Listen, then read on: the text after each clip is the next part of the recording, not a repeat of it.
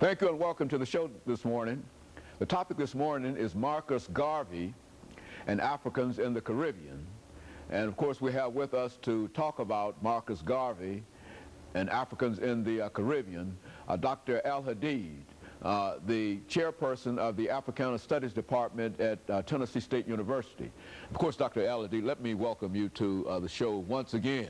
Thank you, Dr. Haynes. And to talk about another issue that we've discussed on many occasions, and this is the personality of an individual named Marcus Garvey. Yes. I think Marcus Garvey and Malcolm X and Martin Luther King, these are very, very significant individuals, and what we'd like to do today is to have you to talk about Marcus Garvey and to talk about Garvey as you found him in the Caribbean. And to have you to deal with that as an issue. But before we get into Marcus Garvey and Africans in the Caribbean, Dr. AAl-Hadid, let's have you to give us some information about your background, your education, and some of the things that were important and eventually leading you to the chairperson of the Africana Studies Department at Tennessee State University, and then we'll talk about other things. Yes.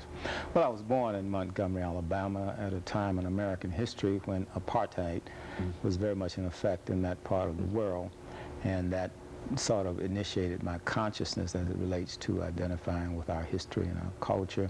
Went to George Washington Carver High School and Alabama State University for my bachelor's in psychology and sociology.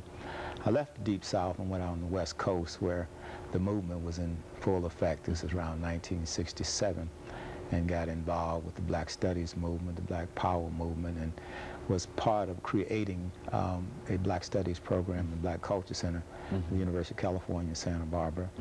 I stayed out there long enough to take 2 master's degrees and a doctorate degree in sociology, emphasizing political sociology and social psychology. And I came to Tennessee State in the early 70s and was in the sociology department for a number of years. And in 1994, we created the Africana Studies Department. I'm the founder of that department, and we've been in effect with the Africana Studies Department for almost 11 years. In fact, we're going to our 11th year now, and we've had our annual conferences, our great debate series, and managed to publish a book with Dr. Baldwin's called Between Cross and Crescent. So we're moving right along, research, publications, and those things. Well, Dr. AAl-Hadid, you know, when we talk about Marcus Garvey, I think we're reminded that Marcus Garvey played a very, very significant role in trying to bring Africans together in the Caribbean. Let's talk about Africans in the Caribbean and Africans in the New World in a real sense. Where did all of these Africans come from, and how did they happen to be situated in that particular part of the world? And let's talk about it from that perspective. Okay.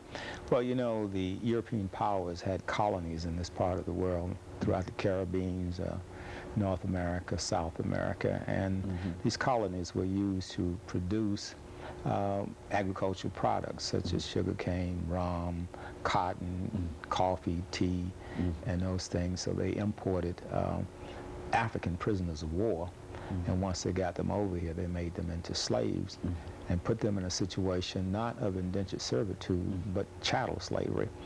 And so our first experiences as Africans was primarily in the Caribbean, because that's where the seasoning process took place. That's when the slaves were stripped of their names, their nationality, their religions, their culture, and their languages. And then once they were put in this docile state, then many of them were brought to the mainland along the eastern seaboard and the 13 colonies here. But we also have to remember, while this process was going on, there were some slaves that escaped from the plantation. In fact, they ran away into the mountains. They're called in history the Maroons. So they established their own society, their own culture. And if we look at a country like Jamaica, for example, we see the Maroons playing a very strong role there. Out of that tradition came, say, the Rastafarians, came Marcus Garvey, and we saw the same thing in Haiti.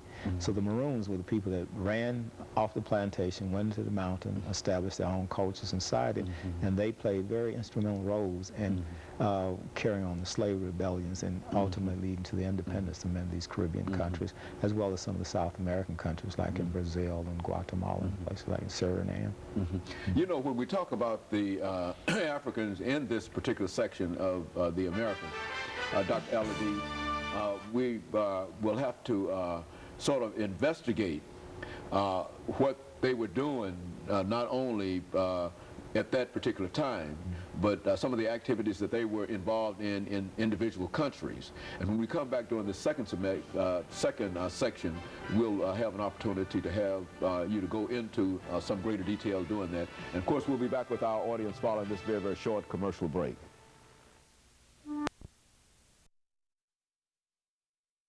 The topic is